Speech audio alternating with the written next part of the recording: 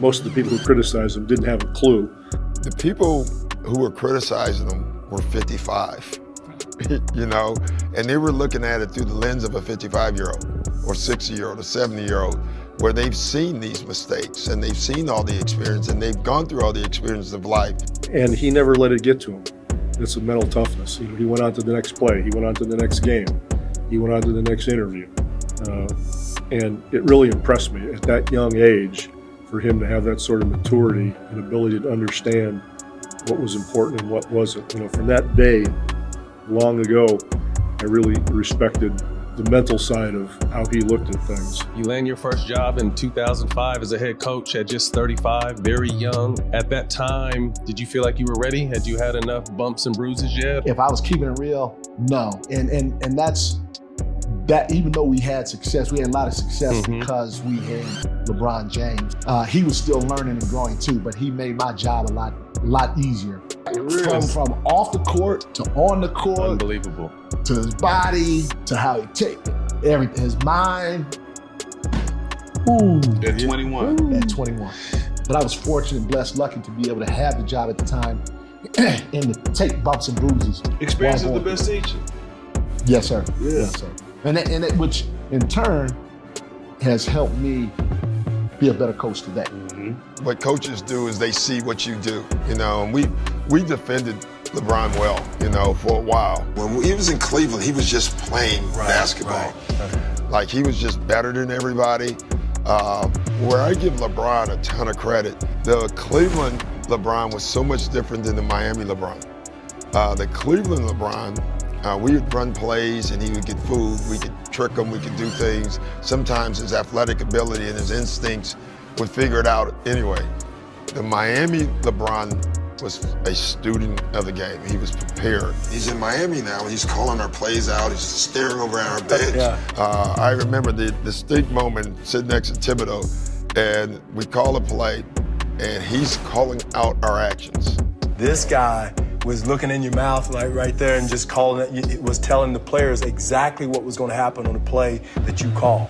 Dwayne brings it up. When you're drawing a play in a timeout, you know as an opposing coach that one guy can screw things up for you. It's really hard to figure out what to do with LeBron. He's just seen and he seems to see and beat everything. It's hard to make him that uncomfortable. It's fun. We got to do it. We got to come up with this stuff on the fly sometimes. And he's had some of the biggest clutch games in NBA history, yet no one knows it. It's incredible. I think LeBron's going to be one of those guys when he retires in 10 years from now. People are going to say, man, LeBron James was one of the best players ever. And we're going to be back saying, we were trying to tell you that 20 years ago, you're too busy telling them that he wasn't. He's talent, preparation, toughness, work ethic, all those great qualities that he has. He displays it every single day of his life. And it's something that every player in this league should look at him as the gold standard. You treat every day as a championship potential day, and he does it. There's a lot of players that work hard and prepare like that, but he has the talent and the physical abilities that not a lot of players have. He's one of two players that can play all 5 positions, that could be an all-star at those positions. That's him and Magic, and no other players can do that. If we just played him at any of the 5 positions from day one of the season all the way to the end, would he, at that time, be the best at that position, regardless?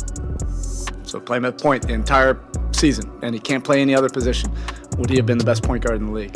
Same as the 2, 3, play the 4, which, we started playing him at the 4, and we started to introduce that. He didn't totally love it, but it got to a point where he embraced that, and he was probably the best 4 in the game in those minutes.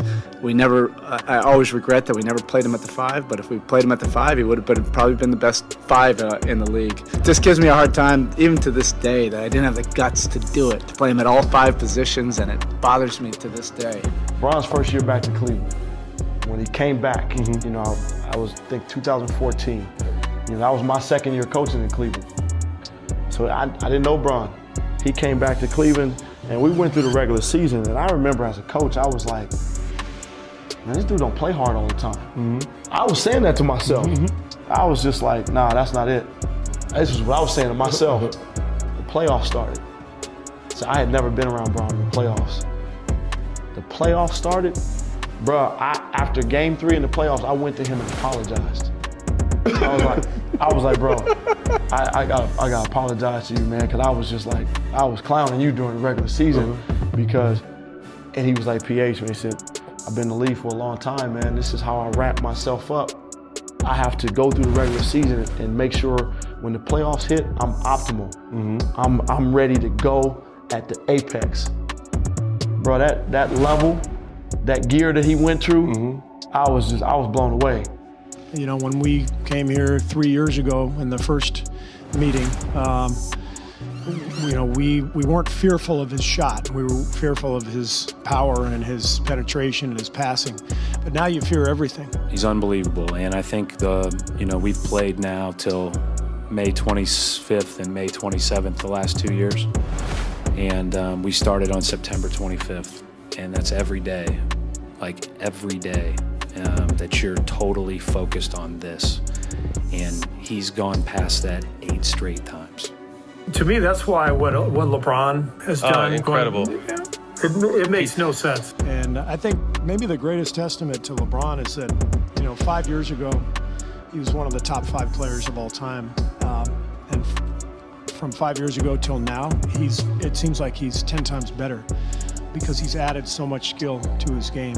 And I get asked all the time about, you know, MJ, LeBron, and it's such a difficult question to ask. All I know is they're the two best players that I've ever witnessed. They're very different, but, you know, however you want to rank them, you know, they're right there together. It's kind of like when I first came in the league back in the 80s as an assistant coach. I get mesmerized watching Michael on the court, and you know, I wasn't much help to Larry Brown.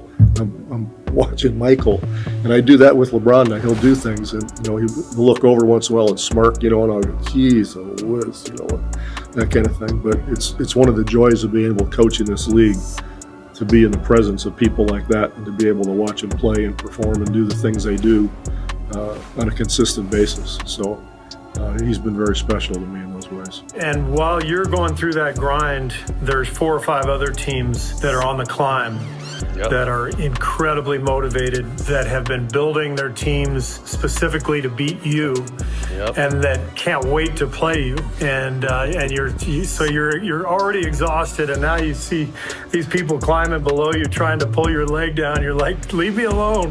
You know, so it's exhausting. So, you know, 10 finals appearances for LeBron, but I think, if I'm not mistaken, this is 9 out of the last 10 years, right? That he will be in the finals. That's insane. It's ridiculous. And does it at this level, and with the pressure, with the scrutiny, it doesn't matter. Every single day he's gonna come in, get his work in. He's gonna do the right thing. There's no messing around once he gets in between the lines. And it helped us, you know, through those, through the long seasons of just waiting to get to the playoffs. It's just unbelievable. Our goal going into the series was to make him exert as much energy as humanly possible, and try to be as good as we can on everybody else who are good players. And you know, for the most part, I thought we were pretty good at that. And you know, multiple games now in TD Garden held him under 100. You know, 3 games in the 80s, but he still scored 35. It's a joke. You know, how many players have that gear, Gil? It's very few. I was blown away by it, dog. Whether he's 50 years old or 25, you know, if you got LeBron, you're supposed to win. And so, when I coached you for a little bit, I would always go home and tell Mickey, I said, you know, like, I know a lot of people are who's the greatest and whatever, but LeBron, he's the most complete. Like, he can play every position, he can guard every position. But along with that, he's brilliant. He's really smart, and he has, I think, incredible leadership qualities because he can communicate really well. His voice is good, his presence is good, and he has a good value structure. He knows right and wrong. When you think of yourself as a player, how would you describe you? I kind of describe myself as like a Swiss Army knife. Yep. You know, it's a little pair of scissors on there.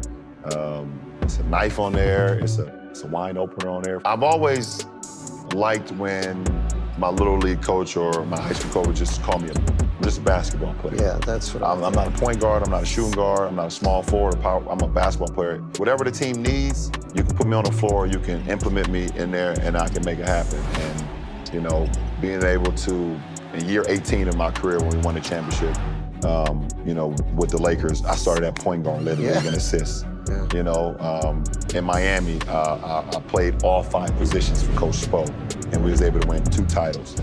If I'm on uniform and I'm on the floor, I don't want to be a liability. And that's why he is so remarkable.